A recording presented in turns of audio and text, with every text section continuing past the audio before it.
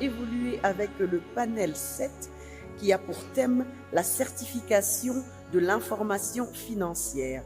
J'aimerais que vous m'aidiez à accueillir à ce lutrin M. André Foucault, qui sera le modérateur. Il est expert comptable et membre de l'ONEC.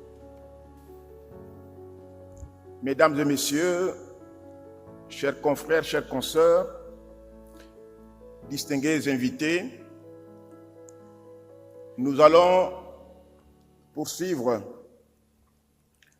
nos interventions de ce matin par le panel numéro 7, tel que Madame venait de vous l'annoncer tout à l'heure, qui portera sur la certification de l'information financière. En guise d'introduction, je voudrais tout simplement rappeler aux consoeurs et aux confrères et à nos distingués invités que l'information financière est au cœur de notre profession. C'est elle que nous sommes appelés à attester ou à certifier.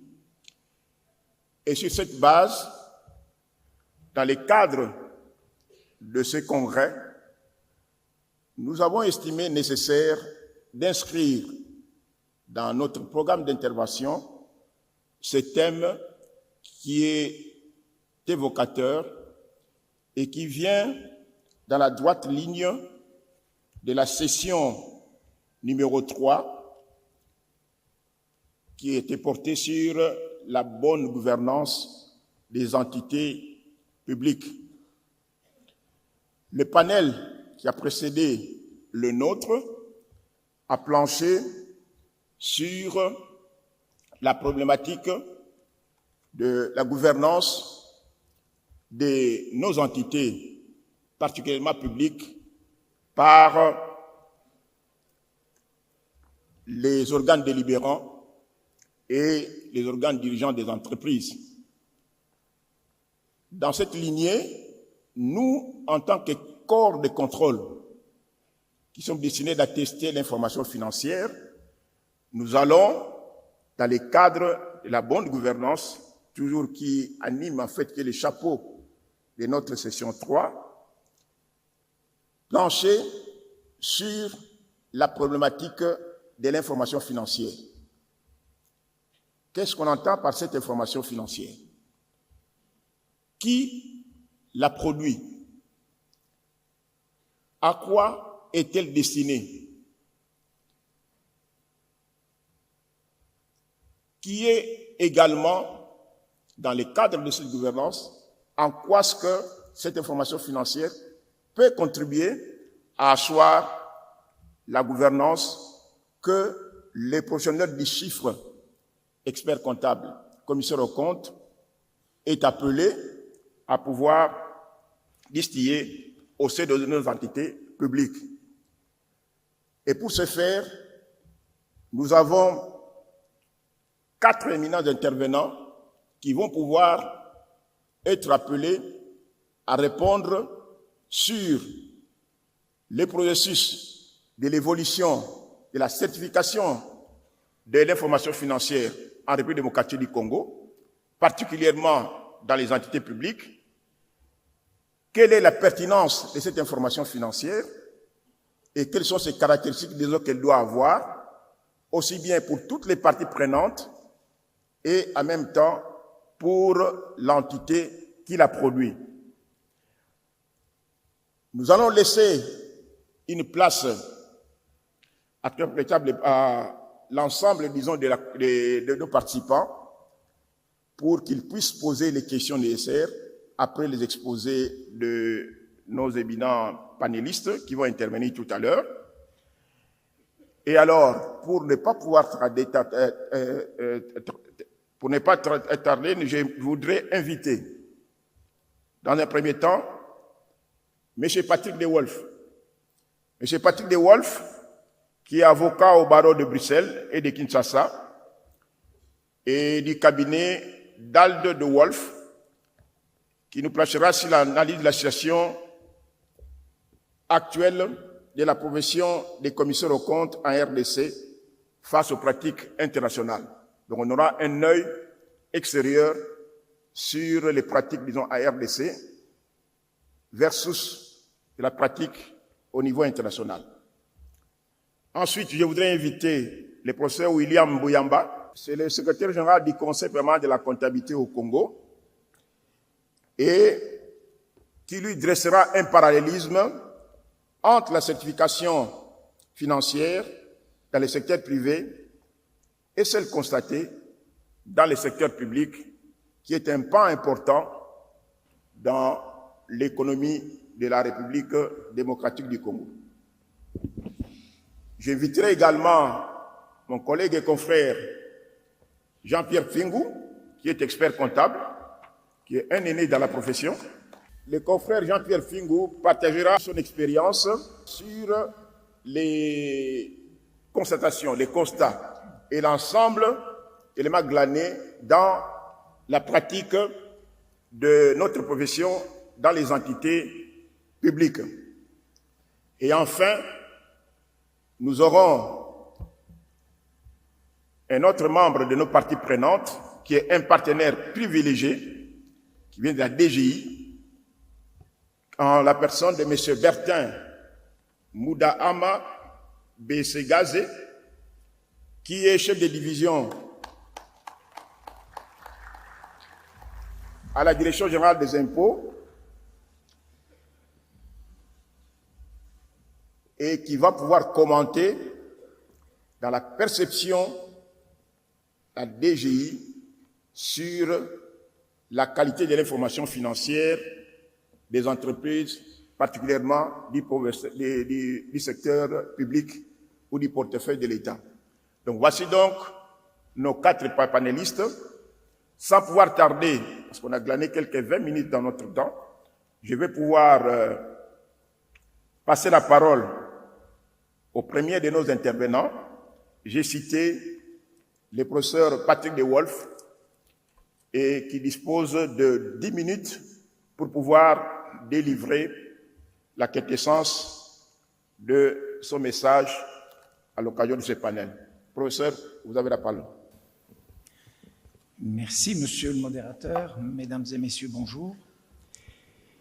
Je vais recadrer en accord avec monsieur Mfingou, qui suivra tout à l'heure dans le même panel, en réalité l'intervention du commissaire en droit OHADA. Nous sommes dans un panel qui traite du cœur de métier, et je voudrais le faire sous une perspective de pur principe d'abord, historique ensuite, avant de conclure. De pur principe, c'est de rappeler qu'en droit des sociétés, les personnes morales, qu'elles soient privées ou publiques, ne peuvent agir sans le truchement de personnes physiques. On en a en effet besoin. Et les fonctions, vous les connaissez, des organes, c'est généralement gérer. Et qui gère, c'est l'Assemblée générale pour partie, le conseil d'administration pour l'autre.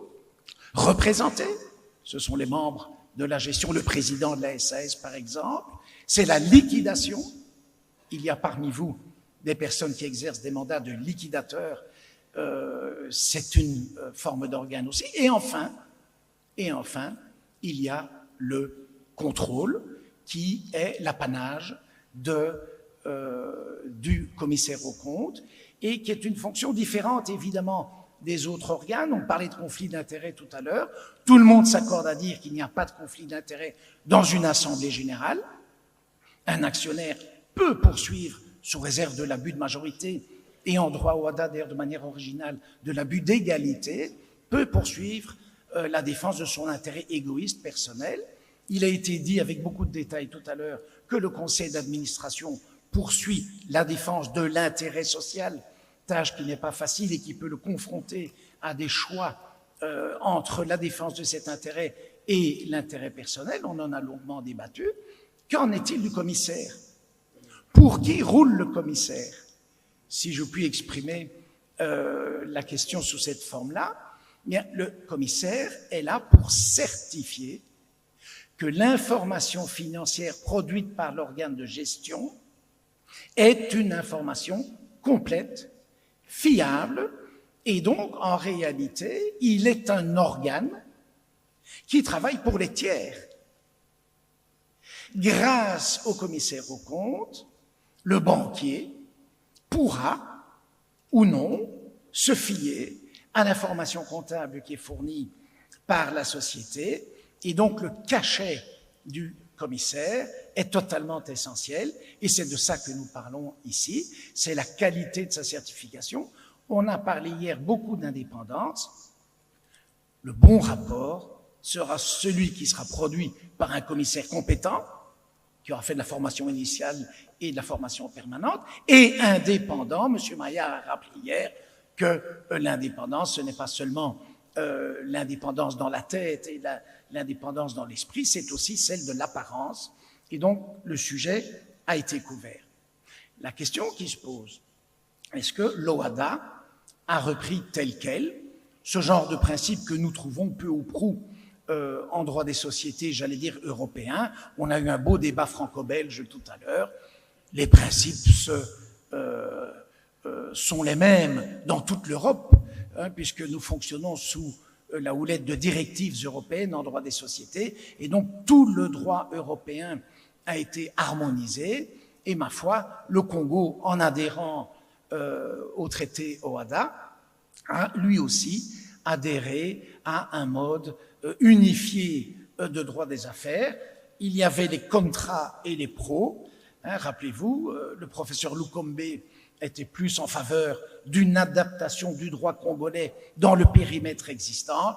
Le professeur Massamba a plutôt, lui, et il préside toujours la Commission nationale OHADA, préféré rentrer dans l'OHADA et mettre fin à l'effet du décret du roi souverain de 1887, excusez du peu. Et donc l'OHADA, ça y est, oui, nous avons un système totalement comparable, avec des nuances que nous verrons tout à l'heure, totalement comparable à celui qui se pratique sous d'autres contrées, qu'elles soient américaines ou européennes. Et donc, je vous renvoie aux articles 694 et suivants de l'acte uniforme sur les sociétés commerciales, qui, figurant dans le chapitre des sociétés anonymes, en réalité contient le régime général des règles applicables aux commissaires aux comptes, ainsi bien entendu qu'aux articles 150 et suivants qui traitent de la procédure d'alerte. Mais vous avez là tout le droit du contrôle dans l'acte uniforme sur les sociétés commerciales. Je ne parle évidemment pas de la loi sur l'ONEC, je ne parle évidemment pas du droit que va sécréter ou des règles professionnelles qui vont être sécrétées par l'ONEC lui-même ou elle-même. Mais donc voilà le corps de règles dont on parle, et la certification est le point d'aboutissement de la mission principale du commissaire.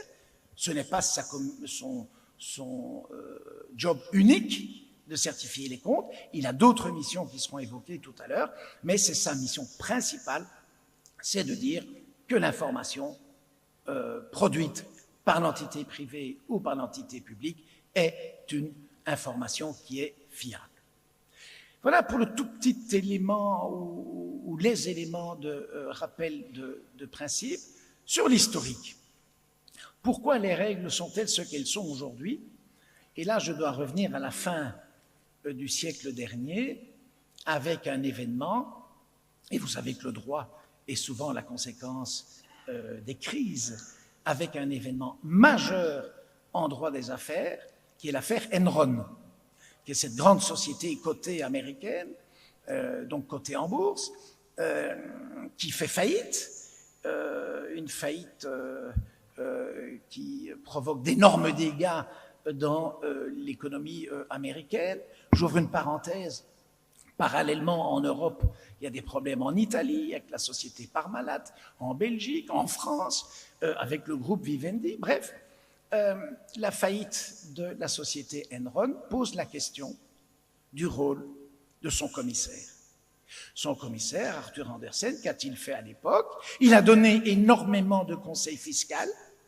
Il a gagné plus d'argent dans le conseil fiscal et d'optimisation de la rentabilité fiscale de la société, tellement d'argent qu'il a négligé son rôle de contrôle. Ça lui en a coûté tellement cher que l'auditeur mondial numéro 1 est aussi tombé en faillite. Arthur Andersen a été démantelé à la suite de ce crash et il y a eu même un suicide de dirigeants de l'entreprise. Bref, tout ça pour vous dire que le législateur a réagi aux États-Unis, que les Américains et les Européens ont réagi de deux manières. La première a été de créer des codes de gouvernance qui s'adressaient tantôt aux sociétés cotées, tantôt aux PME non cotées, et à une réglementation américaine que vous connaissez tous sous le nom de Sarbanes-Oxley. Et le régime de contrôle et d'indépendance du commissaire tient beaucoup de cette réglementation qui, en gros, a rebattu les cartes sur les rapports entre ces organes, l'Assemblée générale, le conseil d'administration et l'organe de contrôle. Parmi les règles que l'on retient, ce sont celles du renforcement de l'indépendance du commissaire. Dans une société cotée, le commissaire est tenu à la règle du one-to-one, c'est-à-dire qu'il ne peut pas gagner plus d'argent dans les missions secondaires que dans sa mission principale, notamment. Il y a aussi la règle qui l'empêche d'accepter toute fonction de gestion ou autre dans la société après un certain délai, on appelle ça la cooling off period. Bref, le Sarbanes-Oxley a pris donc est une législation de renforcement de l'indépendance du commissaire. Et puis, qu'est-il arrivé en Europe et qu'est-il arrivé en OHADA? En Europe, je prends le cas de la Belgique, la loi du 2 août 2002, dite de corporate governance, a repris tous les principes que l'on retrouve aux États-Unis, mais les a agrémentés à la sauce belge, si vous me permettez, en, d'une part, pointant l'importance de l'indépendance du commissaire par des règles du même type pour les sociétés cotées que celles que je viens d'exposer, mais au-delà, notamment en créant des interdictions qu'on appelle, pour faire bref, et je ne suis pas un prêcheur, les 7 péchés capitaux. Le réviseur ne peut pas s'adonner à certaines activités comme faire le système IT de l'entreprise, faire du recrutement, faire de la représentation fiscale. Bref, il y a certains interdits auxquels sont soumis les commissaires. On comprend toujours la logique. L'indépendance du commissaire, en tout cas vis-à-vis de ses clients, il peut exercer ce genre de fonction, évidemment, à l'égard de personnes dont il n'assure pas le contrôle et la certification des comptes, mais dans la gestion du mandat qu'il reçoit d'une entreprise qu'il contrôle, il lui est interdit de faire certaines choses. La loi du 2 août 2002 interdit, ou plutôt crée aussi, ce qu'on appelle un système dualiste. Je vous passe les détails parce que ça traite plutôt du conseil d'administration. Mais de quoi s'agit-il? C'est de scinder le conseil, un peu à la française et à l'allemande, avec un comité de direction et des administrateurs qui ne sont pas membres du comité de direction. Pourquoi j'en parle? C'est parce qu'est aussi intervenu dans la réforme du conseil d'administration l'introduction du comité d'audit, l'introduction du comité de rémunération, l'introduction du comité de stratégie. On peut désormais créer dans l'organe, et vous avez ça également dans le droit OHADA, des comités internes au conseil d'administration. Il est très important de se rappeler que le comité d'audit, qui est obligatoire dans certaines sociétés, qu'elles soient cotées ou dans ce qu'on appelle en Belgique les entités d'intérêt public, le comité d'audit s'occupe du contrôle interne, alors que le commissaire aux comptes s'occupe du contrôle externe. Il certifie pour les tiers, tandis que le comité d'audit contrôle l'information financière interne, et ces deux se parlent naturellement. Quand il y a un comité d'audit dans une banque, le comité d'audit parle avec le commissaire aux comptes. J'ai eu l'occasion, avec M. De Wolf, mon homonyme, sans lien de famille connu avec moi, de traiter ces questions dans un article de doctrine. C'est quelle relation doit exister entre le commissaire aux comptes et les membres du comité d'audit. Pour ajouter une petite pierre à la complexité, dans le comité d'audit, on impose en Belgique que figurent des administrateurs indépendants. Tiens, administrateurs indépendants, ça nous remet dans le contexte du panel précédent. Indépendant, pas au sens du commissaire indépendant. Indépendant, c'est sans lien actionnarial, sans lien de fonctionnement avec la société. Bref, tout ça pour vous dire que la loi du 2 août 2002 en Belgique a réformé profondément le droit du contrôle et donc, par voie de conséquence, de la certification financière, mais a également rebattu les cartes sur la gouvernance, puisqu'après tout, c'est de cela qu'on parle quand on parle du commissaire aux comptes. C'est l'un des éléments de la bonne gouvernance des entreprises. J'en termine en Belgique avec les codes de gouvernance. Les acteurs de la bourse se sont saisis du fonctionnement des sociétés cotées, parce qu'en Belgique, nous avons eu aussi nos faillites un petit peu plus tard. Et donc, la question était de savoir comment mieux rendre compte de la gestion aux petits porteurs. Alors, vous me direz, ça ne nous intéresse pas au Congo, on n'a pas de marché financier. Peut-être, pour le moment, mais vous avez un chapitre sur l'appel public à l'épargne dans le Code OHADA.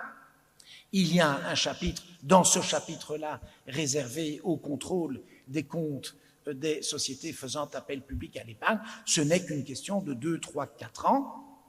Le problème se posera également de la gouvernance des sociétés cotées. On peut d'ailleurs faire un pronostic que certaines entreprises publiques du portefeuille se transformeront un jour pour aller à la bourse et demander le support de l'épargnant congolais.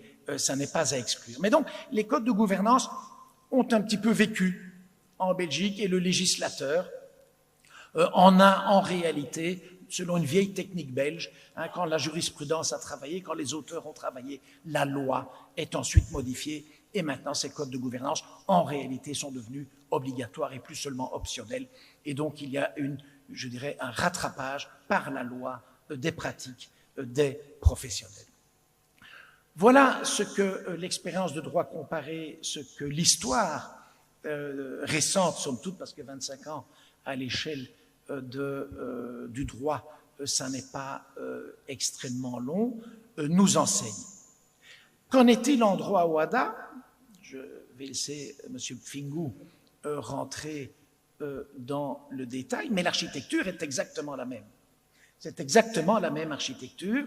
Nous sommes dans des organes qui fonctionnent exactement de la même manière, peut-être dans un univers légal ou réglementaire moins sophistiqué, encore que.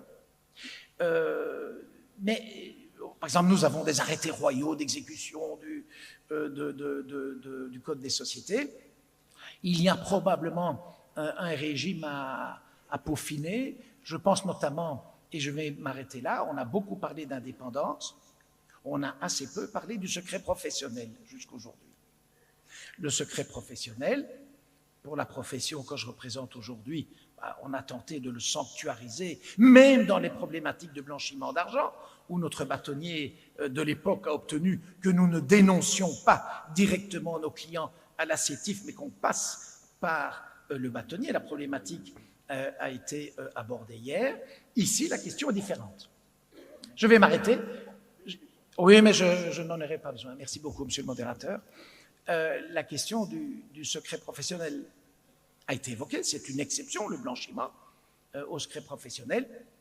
Une autre disposition du code OHADA a attiré mon attention, c'est celle du devoir de dénonciation du commissaire aux comptes des faits délictueux qu'il rencontre au cours de l'exercice de sa mission.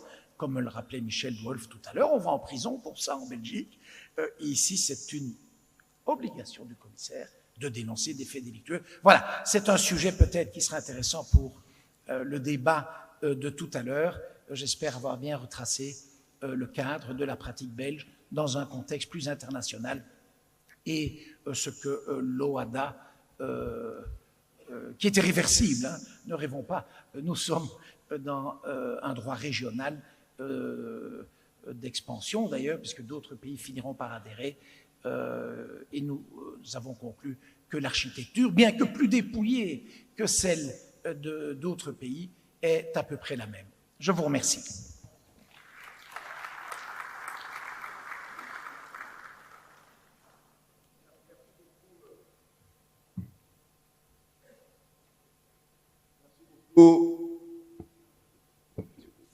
Professeur Patrick de Wolf, de nous avoir entretenu sur l'évolution du métier de l'expert comptable, du contrôleur légal, aussi bien dans l'espace belge de notre espace OHADA et en République démocratique du Congo. Nous avons vu les évolutions qui ont été les nôtres versus l'évolution au niveau de l'étranger.